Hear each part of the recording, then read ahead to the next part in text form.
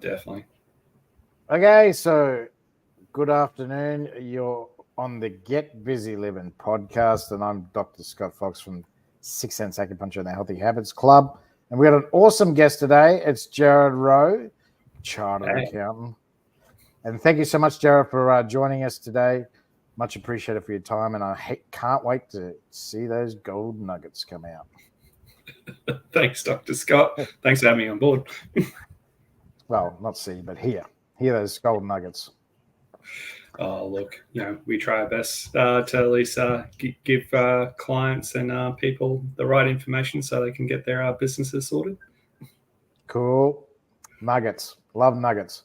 So I was going to say, no, not chicken nuggets, gold nuggets. So let's start with the usual question. So tell us, Jarryd, what gets you out of bed every day? More or less, what I wake up to in the morning is really just to help clients succeed. I almost sort of say in that metaphorical sense of that accountants are like the general practitioners of accounting, is that waking up every morning and helping clients succeed in the goals of their life, and do it in whatever fashion they want to do it in, effectively makes me want to wake up and go, let's do that every day. And hopefully they achieve what they aim to do with their goals and businesses and all that. So, yeah, true, brother. So you want to help the community and basically through their businesses and help people, toe the line as such, as they say. Well, I always sort of say, look, you can either approach it with an attitude that, I'm in business, I want to make money, I want to do all that. I wake up every day because I want to make money. It's like, yeah, that's cool. I like waking up with the idea of I want to wake up and help people, because in essence, the way I see it is, if I help businesses grow and succeed and you get to your goals, well, that means more accounting work for me. So basically keeping my eye on the ball and making sure everything's squared away with the ATO, being super compliant, doing all those sort of fun rituals stuff, and making sure everything's perfect and accurate means there's no ATO audits, there's no huge tax debts, there's none of these icky things which we have in life going, I've got these extra stresses. So by helping them stay on the right path and being focused and getting them where they want to go, ipso facto helps me get where I need to go, which is have a good business, have a good lifestyle, have a good success. Very cool. Very cool. So tell us, so your business is called Custom Accounting Solutions, is that right? Yeah, correct. So when did you start that? How'd you get into that business? So I got into that more or less probably about a year and a half ago. Actually fully founded the firm. Before that, effectively, I was doing just over 13 years worth of experience working for other firms, mid-tier, small firms, and sort of getting my footing, understanding accounting, building up that learning, knowledge and information, and sort of reached a sort of point where, hey, I've worked for these firms, I've gained all this experience, is there potential partnership somewhere? And more or less I landed on, what, I'll just go on my own. And a lot of my clients who followed me encouraged me to do so. So I just took that, like we all do in business, that giant scary leap of faith and let's do this, hopefully it succeeds type of thing. So yeah, no, it was entirely scary. Like I've talked to every single business owner and have all the unsure, second guessing questions you have in your head, which you go, no. And it's like, you do. But look, like anyone, you make sure you got the right numbers, make sure you got the right sort of levels of income, got your backup plans, got your insurances and all those sort of wonderful things. And then, hey, let's get into this accounting thing because let's help people. So that's where it all sort of came together in that sort of fashion. But outside of that, in the last year. Sorry, you go. Yeah. So what happened before you started the business a year and a half ago? What were you doing before that? Well, I spent some time working for other small firms, such as and mid-tier firms. I think one I worked for was called Hoplybone Accountants, which was a lovely place before obviously businesses got sold and moved, and sort of did a lot of my growing at Marsh and Partners, and worked under a couple of really good solid directors there, and got all the facts of life, and this is how certain sort of businesses work, and got to ask all those fun questions of getting insights into accounting, and seeing actual businesses start, businesses who are ongoing, and all the nitty gritty sort of stuff that we all feel frustrated with when dealing with accounting, and all that sort of stuff, and deductibility and non-deductibility, and what can I do and what can I claim and where do I put it all. So got to learn all those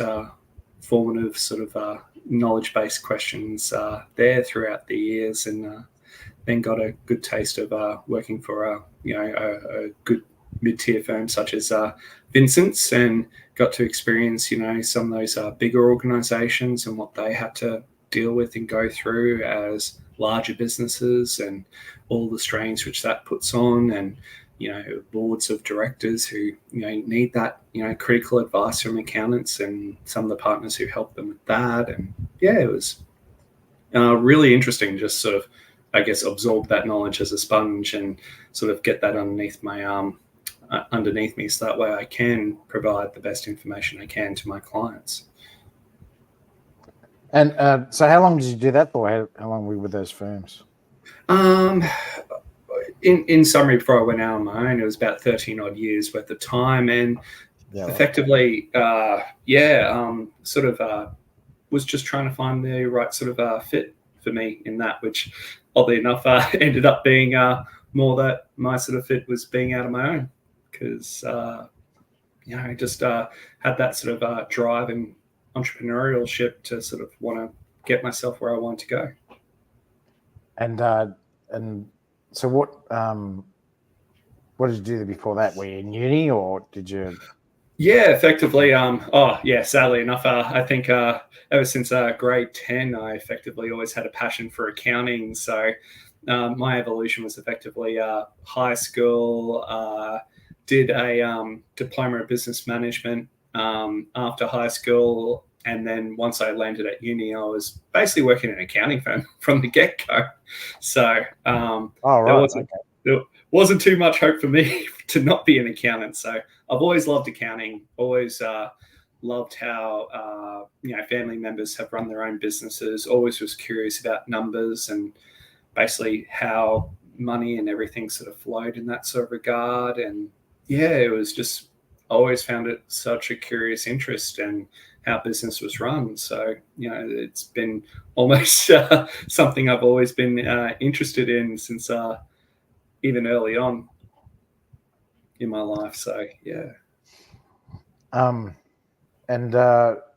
so did your family have a business, or is it? My stepfather runs a plumbing business, so it was interesting, sort of, interesting and also, scary to sort of see what it's like to run a small business where, when things are going good, it's all great, but, sometimes you'd be like, yep, got the stresses of clients need this, or I've got 3 people who want me at the same time and date in 3 different locations, and I need to do those negotiations on can we work something out in between everything, and all those sort of micro pressures that you sort of go, oh no, that dad's looking after that type of thing, no worries here. But it was always that. And as I sort of progressed along, a lot of friends of mine sort of got into their own sort of businesses, and was always then, what are your thoughts on this? And being young, I'd then go to work and be like, what do I do? How does this work? And just paid close attention. And I guess because I kept experiencing people running their own businesses, I was heavily involved. And I guess I shifted from that sort of, I just want a job that pays, and I just want to go with the flow, to I want to help.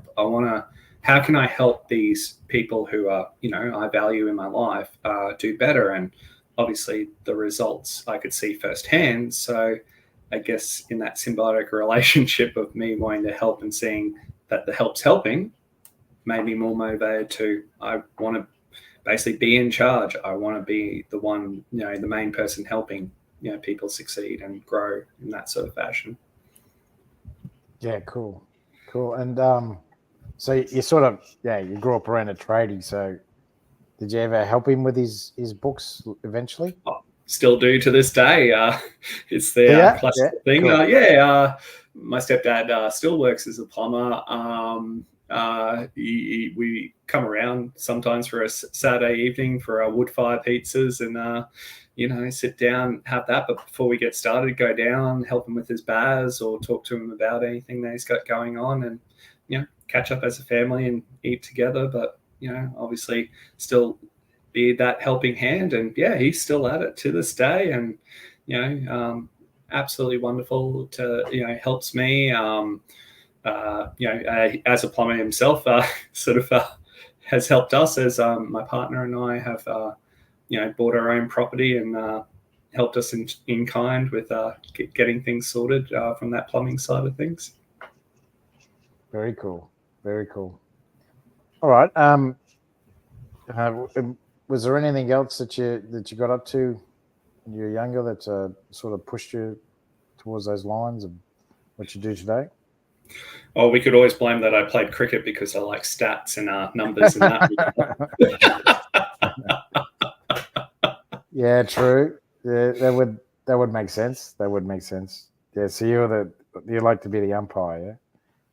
Oh, see, for the first 11 cricket team, I was the opening batsman.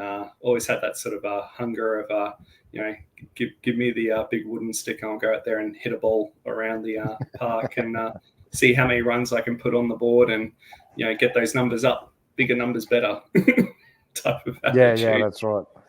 Yeah, that's right. Yeah, no.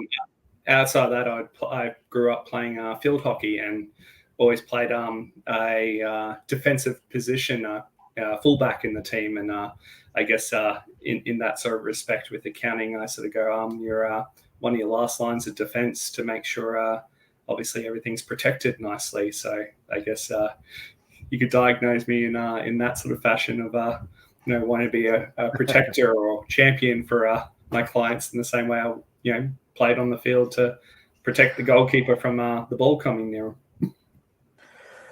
Well, that's one of the. If anyone's played field hockey, was it field hockey? Yeah, field hockey. Or ice hockey's up there as well. It's pretty dangerous as well. But yeah, anyone who's played field hockey, they know it's not an easy sport. It's you get injured pretty easily. Yes. Sticks and balls going everywhere, so it's very. Had a few number of stitches and trips to the emergency room up at St Andrews. Sadly enough. That sounds about right. Everyone I've talked to that was a field hockey player, they've had some sort of incident where they've been either hit with a stick or a ball, and the goalies are the best. They come in, they got sinus issues, they've got all sorts of problems. They get hammered in the face with a ball. I used to have a running joke of, what I lack in skill, I make up for in blood. And they go, so why do you bleed so much? It's like,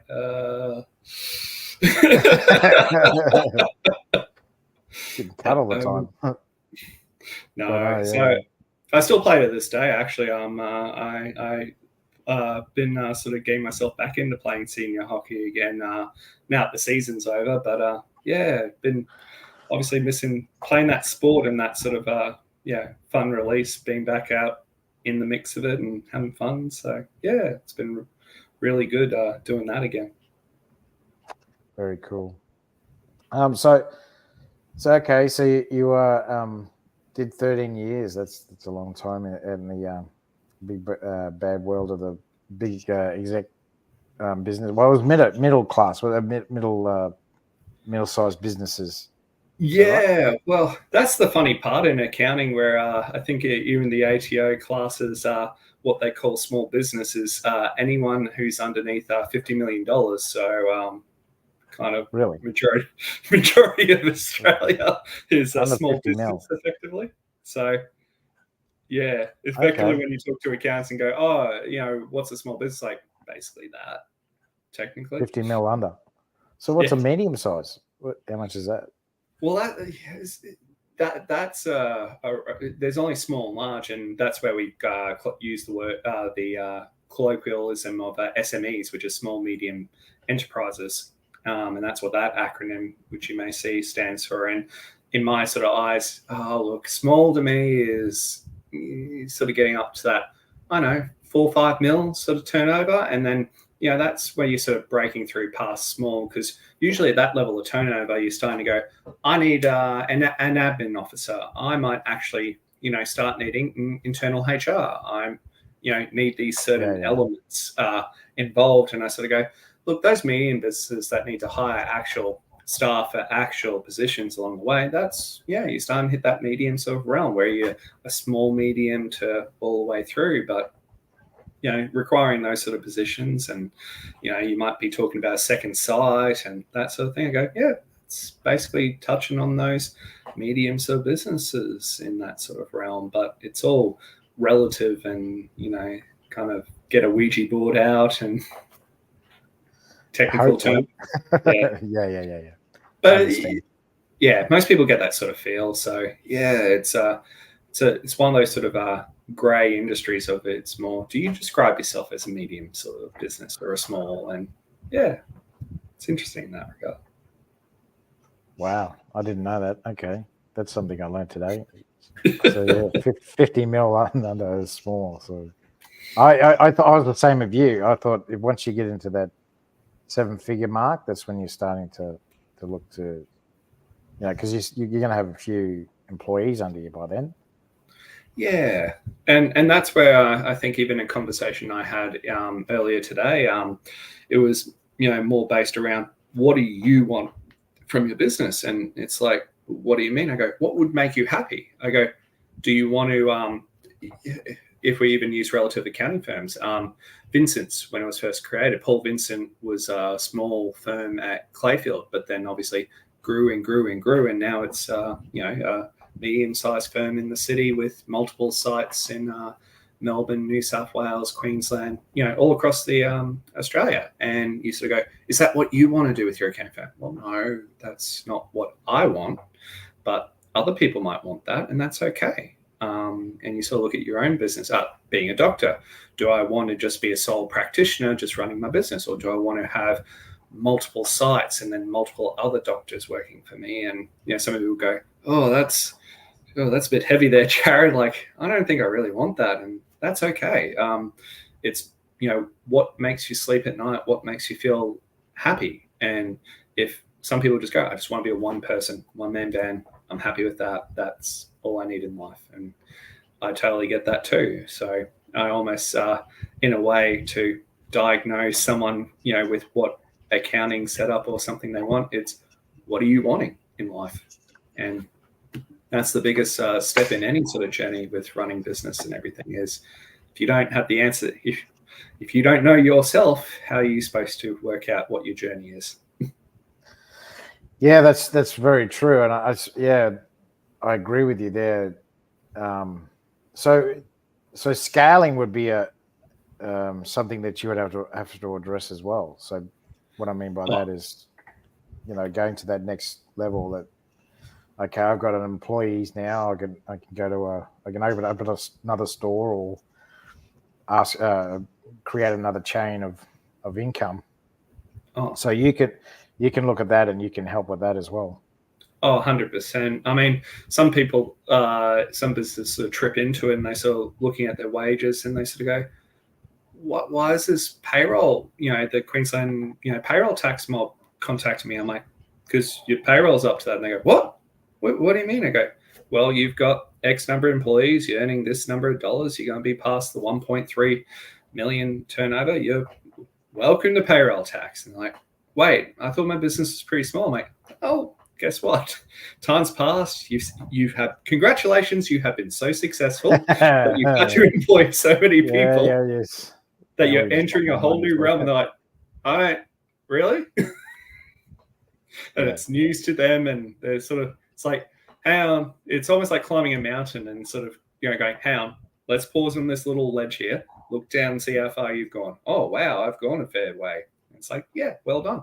Congrats. Like, kudos to you. You're on this journey. And that's where, yeah, it's always, people sometimes never see how far they've gone. And I guess sometimes when we do step into the picture or have those conversations, we're like, wow, and I go, take a moment, enjoy the fact that you're going here, but hey, now you got tax and debt and a few other things to sort out, unfortunately, to make sure you stay on top of it. But let's put a plan in place to mitigate this. Like, if you know you got X number of dollars worth of tax coming up, let's make sure that's put aside. Let's not forget about it, and then it comes due and you're like, oh no, what have I done? I'm a silly Billy. Yeah, well, that was one thing I was going to ask you, is what sort of tips would you give, especially for you're getting the nasty letter or the nasty email.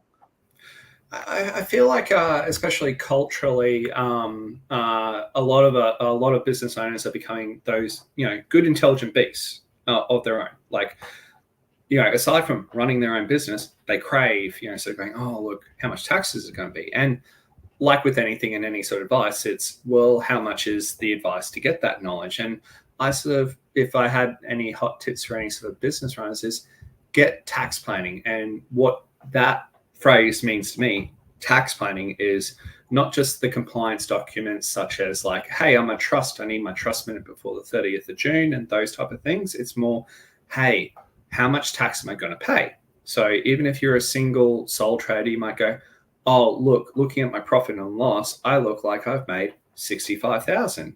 And sit down with your tax agent, and sort of go, oh, how much tax is that going to be? Because it might be, $0. And they might go, why? Well, you paid all these installments throughout the year and managed that and that type of thing. So we've kind of made sure that that matches back up. Oh, okay, that's good to know. Thank you for doing that. Other people, it might be their first year of doing business, so they don't have those installments. So they might have a 12 grand bill, with all that and everything tied in. So they might go, oh, geez, how do I sort this? And that's where, to me, tax planning is one of those things which you do between, earliest I've seen March. Like, I usually like doing it after the third quarter in the financial period. So that way you got 3 financial periods. We're on this type of trajectory. Well, this is what we're looking at. But then we have either a quick meeting over the phone if it's fairly simple, or a face-to-face, depending on the size of the business, because, everything's relative.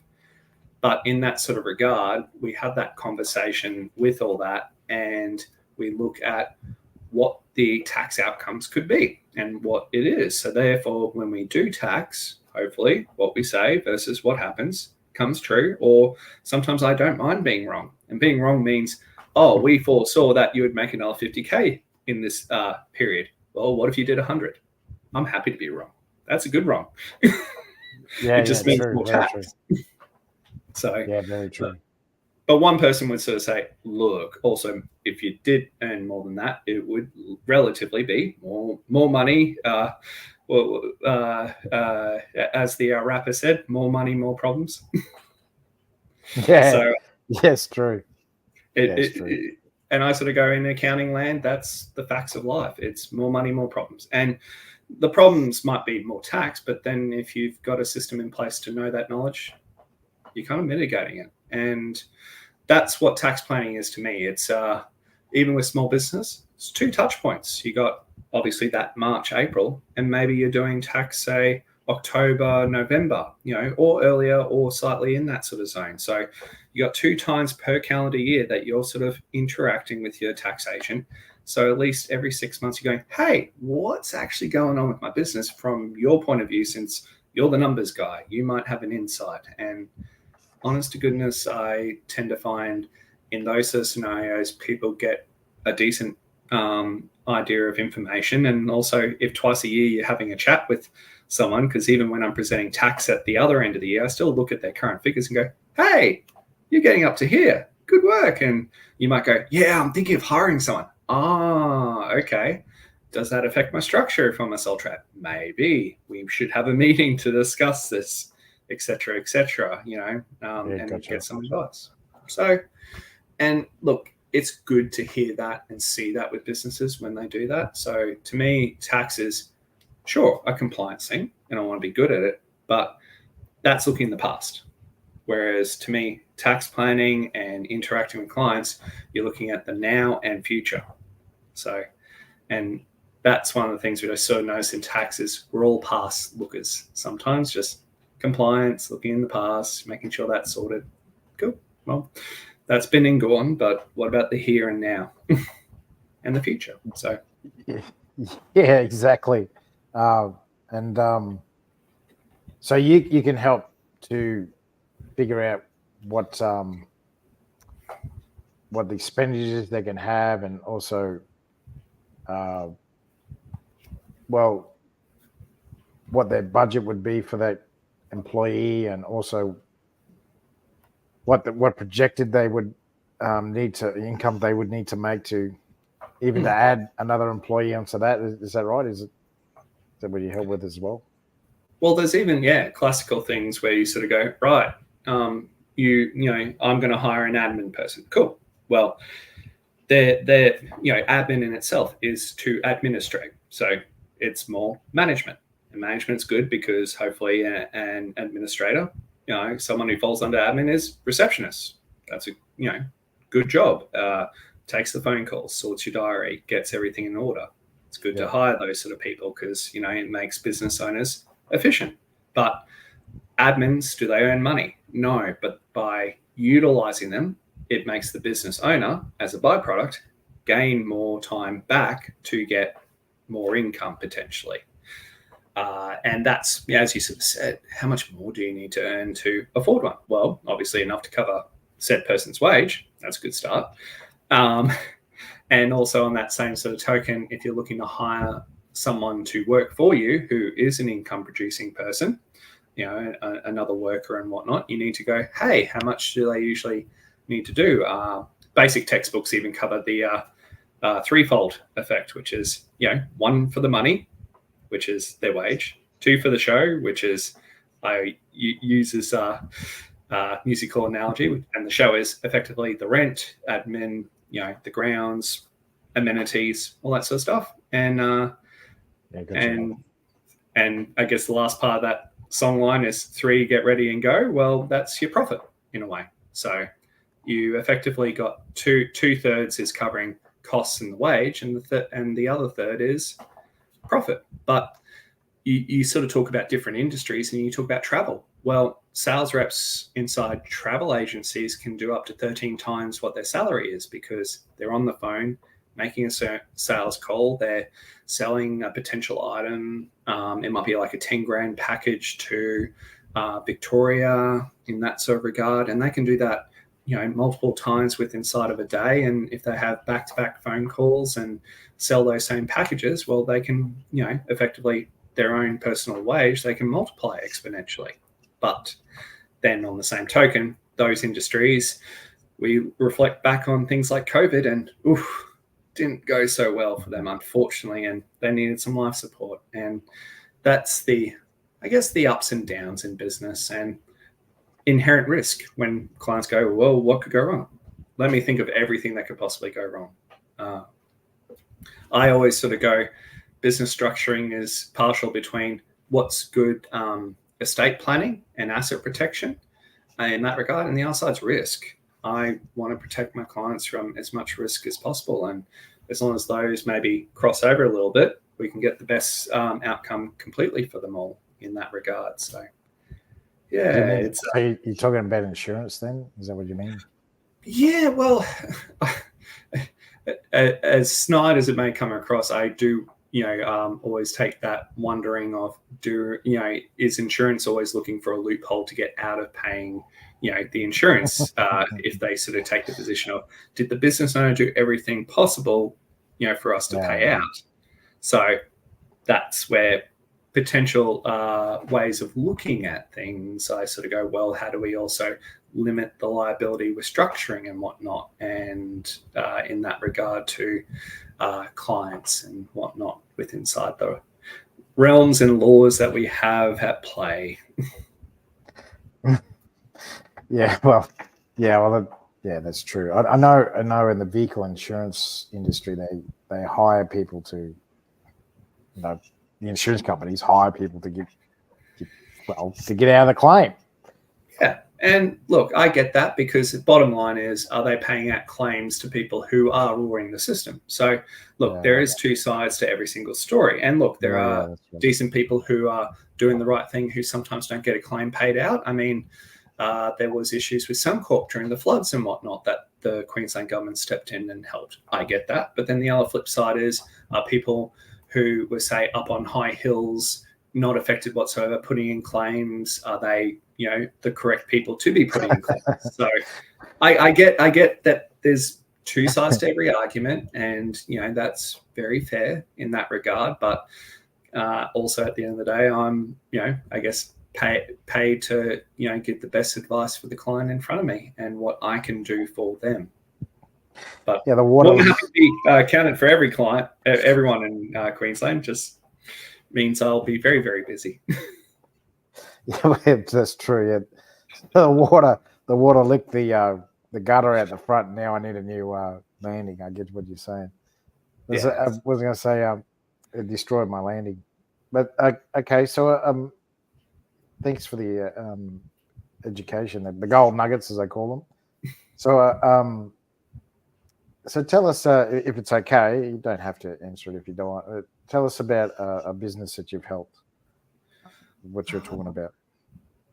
Well, I guess one business that always comes to mind that I helped was effectively it was running as a painting business. We're looking at the bottom line, and effectively after they were paying themselves like a wage and doing all the right things, compliance and whatnot, they were doing, I guess, to set the scene, they were paying payroll tax. They were doing very decent turnover in that sort of regard. But when the profitability came down at the end of the day, they were only earning 80K.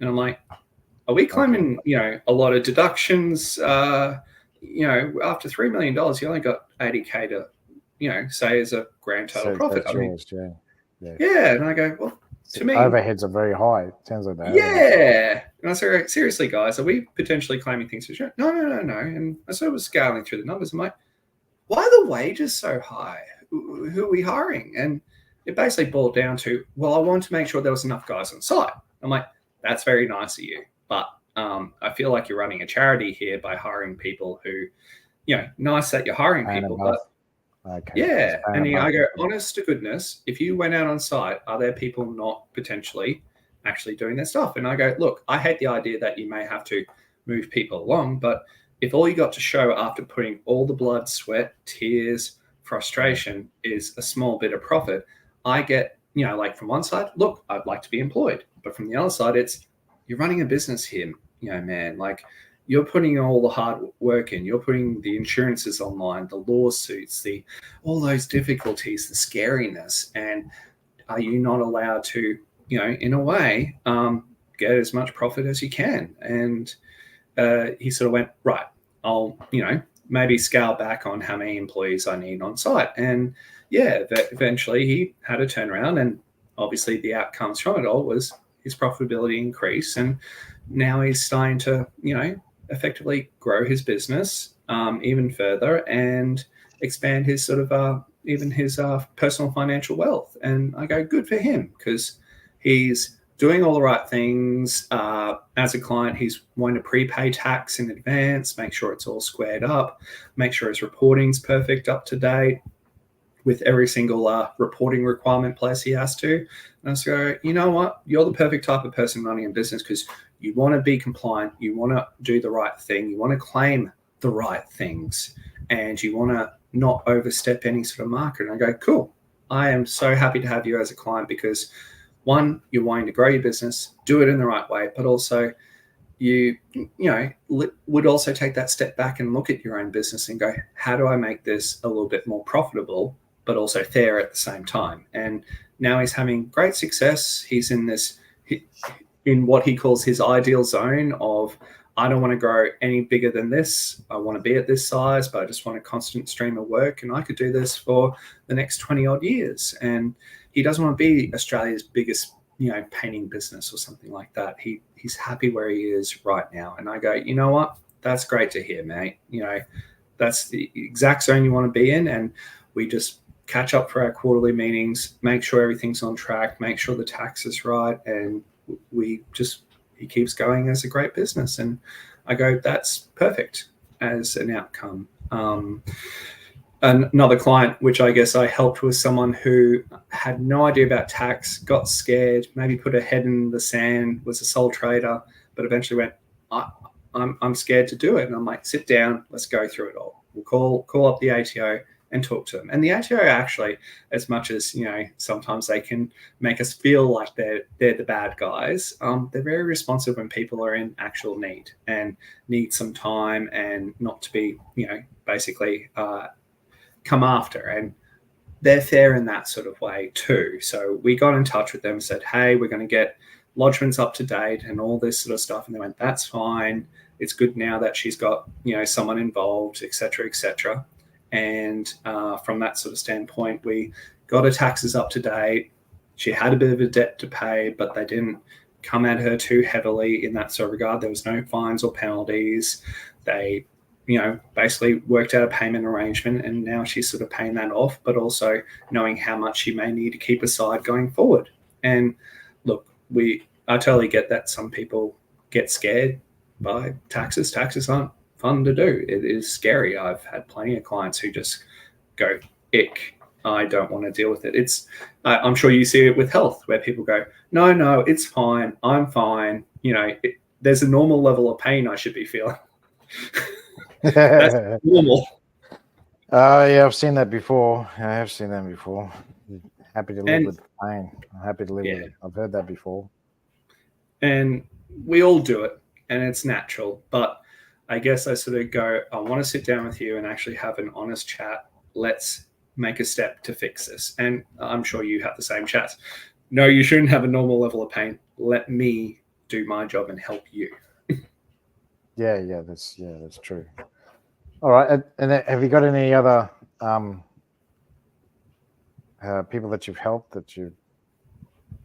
I guess another one was it was an interesting one this year, where with dear old crypto that we sort of had out there, and a client who didn't understand finances too well, kind of got led down a garden path with a financial planner, and effectively got a self-managed super fund sort of set up, and got told to invest her money into this crypto, which seems to be not so legitimate sources. And effectively, between a lawyer, a financial planner, and myself, we sort of untangled that mess and sort of stepped in to help the client and sort of help sort of draw out, I guess, some of the difficulties with all that sort of thing, and got her back on the straight and narrow, and also helped her get a bit more compliant. But it's sad to see that, there are some people out there who do take advantage of other clients. And let's just say I personally don't appreciate those type of things, and, was quite happy to come to her aid and help her, not be taken advantage of. And fortunately enough, she's had a very happy outcome. But I've heard of other clients who end up losing all their money in those type of schemes and are left with nothing. So it was good that I caught it when I did, and we had the fortunate result we could have in that regard. So yeah, cool. You hear that a lot of a lot of people I know have got into crypto and through financial advisors, through lawyers as well. I've heard lawyers advising as well, and people that are selling they're not even any of the above. Not accountants, not a lawyer, not a financial advisor, and still giving out advice. So and people get ripped by it. So this is the way this is the world we're living in now, and I understand it. So that's a good outcome for that lady. Thanks for helping me, Jarryd.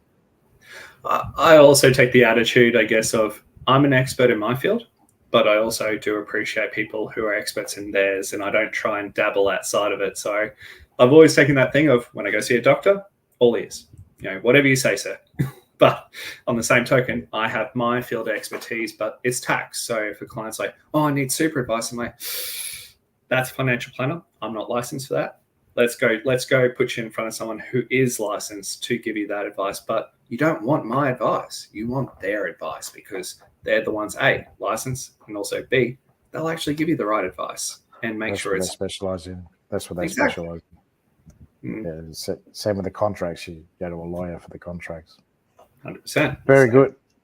Very good, brother. So we've done well. We got up to 40 minutes. So tell us about your ideal client. Who would you like to see in front of you for their tech services?